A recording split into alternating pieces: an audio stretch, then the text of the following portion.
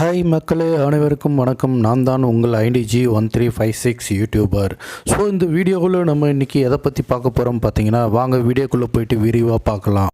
So என்றைக்காவது நீங்கள் யாருன்னு சொல்லிட்டு நினச்சி பார்த்தது உண்டா? நம்ம யார், எங்கேருந்து வந்திருக்கிறோம், எங்கே போகிறோம், எப்படி வரோம் என்னான்றதே நமக்கு தெரியாமல் நம்மளும் உலகத்தில் வாழ்ந்துட்டு தான் இருக்கிறோம். ஸோ அதை பற்றி தான் தெளிவாக பார்க்க போகிறோம். நம்ம யாருன்றதை தெளிவாக இந்த வீடியோவில் ஸ்டெப் பை ஸ்டெப்பாக சொல்ல போகிறேன். வீடியோவை ஸ்கிப் பண்ணாமல் வாங்க வீடியோக்குள்ளே போயிட்டு ஒன்று ஒன்றா பார்க்கலாம்.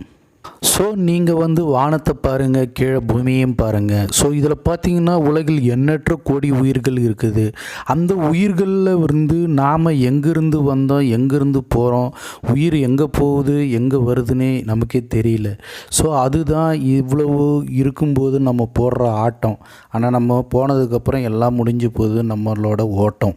ஸோ ஏஐ காலமாக மாறிப்போச்சு. இந்த ஏஐ காலத்தில் நம்மளோட வாழ்க்கை தரத்தையும் நம்மளோட நாலேஜையும் நம்ம மாற்றலை அப்படின்னா கண்டிப்பாக வரும் காலத்தில் வாழறதுக்கு ரொம்ப ரொம்ப கடினமாக இருக்கும்.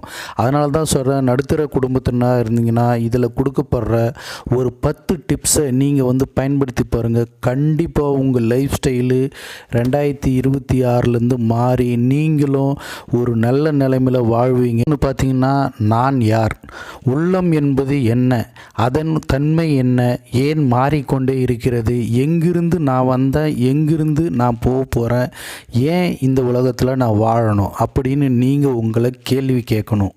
ரெண்டாவதாக பார்த்தீங்கன்னா, நீங்கள் அதிகம் பேசுகிறவரா? அப்போ கண்டிப்பாக 2026ல் 50% தான் நீங்கள் பேசுகிறதா நீங்கள் முடிவெடுக்கணும்.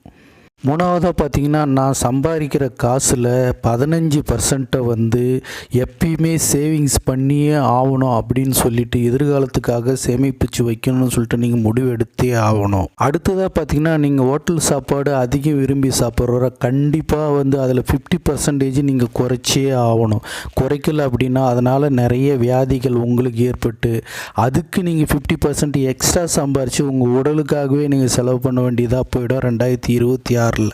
அடுத்ததாக பார்த்தீங்கன்னா, உங்களுக்கு இருக்கிற இடம் நீங்கள் வாடகை வீடாக கண்டிப்பாக நடுத்தர மக்கள் நீங்கள் யோசிச்சு ஆகணும். 2026 இருந்து 2030க்குள்ளே நான் வீடு வாங்கியே ஆகணும் அப்படின்னு நீங்கள் ஒரு குறிக்கோளை வச்சுட்டு நீங்கள் சம்பாதிக்கிற பணத்தில் கொஞ்சமாக சேர்த்து வச்சு அதை 2030க்குள்ளார ஒரு வீடு வாங்கி ஆகணும் ஒரு எண்ணத்தை உங்கள் மனசுக்குள்ளே நீங்கள் விதைச்சே ஆகணும். அடுத்ததாக பார்த்தீங்கன்னா, நீங்கள் எல்லா ஃபெஸ்டிவலேஷன் செலிப்ரேஷன் பண்ணுற ஆளாக ரொம்ப ஆடம்பரமாக செலிப்ரேட் பண்ணுறீங்களா? கண்டிப்பாக அதை எல்லாத்தையுமே 50% நீங்கள் குறைச்சாதான் உங்களோட பணம் உங்கள் கையில் நிற்கும். ஏன்னா யார் ஒருத்தர் எல்லா ஃபெஸ்டிவல்